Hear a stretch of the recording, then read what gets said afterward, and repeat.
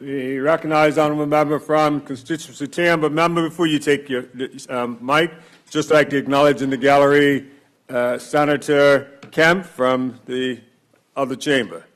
Welcome. Member. Thank you, Mr. Speaker. Mr. Speaker, I rise today to speak on this most important Economic Substance Act 2018 for two main reasons. One reason is to signify very clearly our support for the government's intentions here. And secondly, just to add a little bit of weight of emphasis of the challenges we face as a community. As a former premier who spent a great deal of time working on these issues with the Minister of Finance, and as I think the opposition leader is going to speak after me, he can attest to it in his time as premier. In reply to the honourable member from constituency 21 who just spoke, these issues, which are not going to go away anytime soon, or I certainly don't see in the near future where they're going away, these are the issues, substantive, very strong issues that deeply impact our community. And at the same time, many in our community do not realize the breadth and the depth of the impact that they could have. These are the issues that take away much of the focus of any government in dealing with the Bermuda-centric issues, Mr. Speaker. And so for the honourable member from constituency 21 who just spoke, I sympathize with those concerns. These issues come up from time to time. They take a much greater deal of time than you would imagine, and they just seem to never go away. And so, you know, as we sit here and debate this bill, as the finance minister who is piloting this legislation to the floor of the House, and it's probably the one time the finance minister can feel comfortable in the chair, not at the legislation that we're dealing with, but that the finance minister will have every member of this House support and doesn't have to worry about tricky back and forth answering those questions. He can sit here and pilot this very important bill through this House, and it's, you know, as he so adequately said, in my words, probably not his exact words, this is a very attack on the core of our business that we have in Bermuda. These issues will continue on. We've looked at recently the assessment by CFATF. There's been mentioned by the Honourable Premier on the U.S. tax reform. Throughout our history, we've been faced with bars that have been put in front of us, and we've been told that we have to jump over them. And throughout our history, those bars continue to raise while we talk about the subject. And this issue is no different. And once this issue is put to bed, when the legislation's passed, the community and the business community will have to deal with the very difficult task of adhering to the legislation, complying to the legislation, and at the same time trying to protect what we built through time. And Mr. Speaker, it's easy for us to come up here today and stand hand in hand on both sides of the floor to pass this legislation. And I want to take this opportunity to thank all of those who work so hard behind the scenes, and we see some of them here in chambers today, for making it happen. Because I know what it's like. The deadlines change. The facts that you're dealing with change. Then all of a sudden you're given a deadline, and before you go out of the room, it's all of a sudden, wait a sec, come back, we got a new deadline. And so I want to thank every single person who worked on this, because without your hard days and night, your advice, your guidance, you staying calm and you staying patient, we wouldn't be here today to be able to try to put Bermuda on a firmer foundation. And so all of us, some of us know the names and the faces and the capability and the work to do, all of us need to recognize that the process is difficult, but the people that we have working with us have made this process easier, so I thank them. But back to my original point. I find it interesting that in the short time that I've been in this place, in the speaking of the history of Bermuda, how that bar has always changed.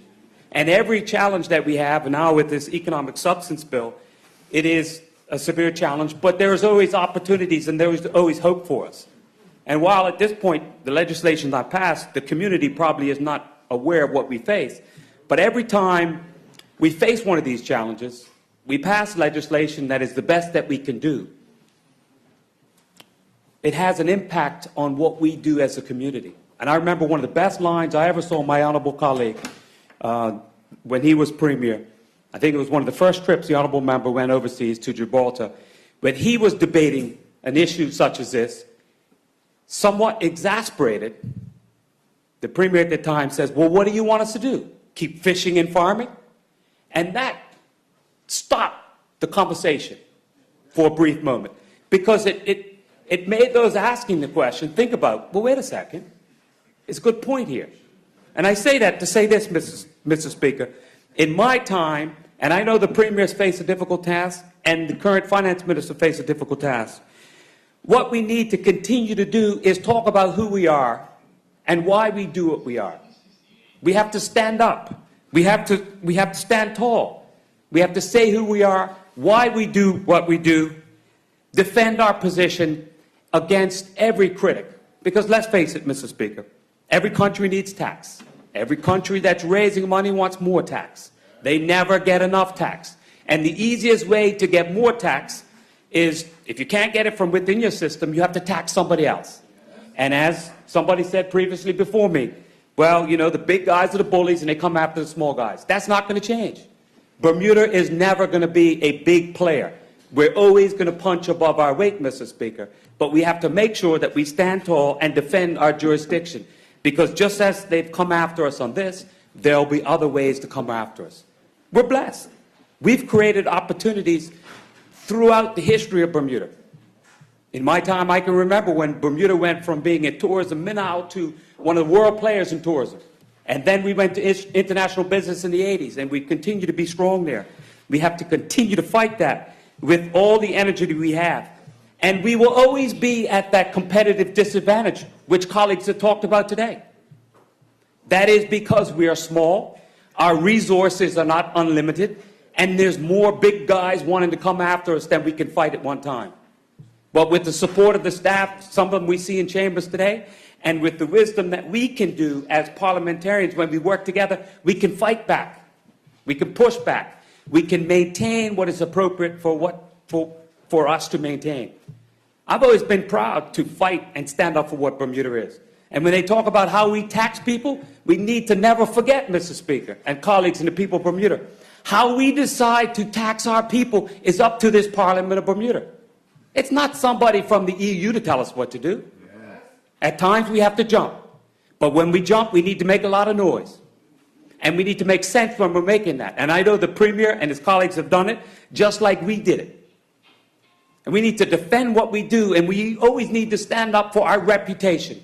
Yes, we can fight, we can squabble, we can bicker, we can argue in this House. But one thing we've never done as Bermudians is we've never bickered about attacking when we've been attacked from overseas. And today is one of those things.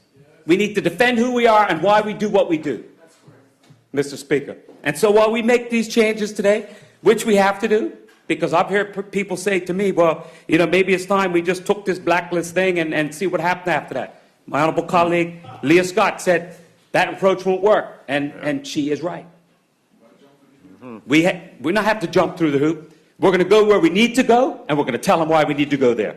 And we're going to push back on this. And it's interesting, the honorable member from constituency 21 talked about Europe and the challenges in Europe. I sat over the weekend as we prepared for this debate and listened to the challenges that are going on in some of the big players in Europe. And at the same time, I looked at videos that came out about some of the EU members going to meetings and how they treat people and how they act towards people. And yet at the same time, they want to come and legislate to us. Well, here we are today. One side and the other side standing in hand and say, you're not going to push us around. We're going to work with you. We're going to work with you. You need to listen to us, and we're an equal partner in everything. Now, Mr. Speaker, one of the things that's interesting, and maybe it's just because I broke the scale at 60 years old, life seems to get harder. It never gets easier. And I know how the men and women, Mr. and Mrs. Bermuda, feel about all of this. They don't know the impact yet, but they hear us as leaders in the community talking about it, and there's some apprehension. This just makes life harder for us. It makes life harder because it trickles down. It will trickle down into cost of living changes. Because there's got to be some impact on this that just goes through with all the changing businesses need to do to keep up. But they need to be assured that the people that were elected to this legislature clearly understand the challenge they have, and we're going to fight for them. And that's one of the things that I'm proud of as a Bermudian. We can bicker all we want as politicians, But at the end of the day, we have stood up to hurricanes, to storms, to adversity, to people pushing back, to presidents of the United States, and we love the United States of America, through tax reform, to assessments, to legislation we have to do. But we will stand as one, and the people of Bermuda need to know that we're standing as one today as we push back to this. So with apprehension, we move forward. I'm proud to be here to support the government. It's not often that people recognize I will support the government on the issues that are important. But Bermuda has moved from fishing and farming. We'll continue to play on the world stage. We'll continue to protect what we have, and we'll continue to show people that we are a blue chip jurisdiction that has nothing to hide.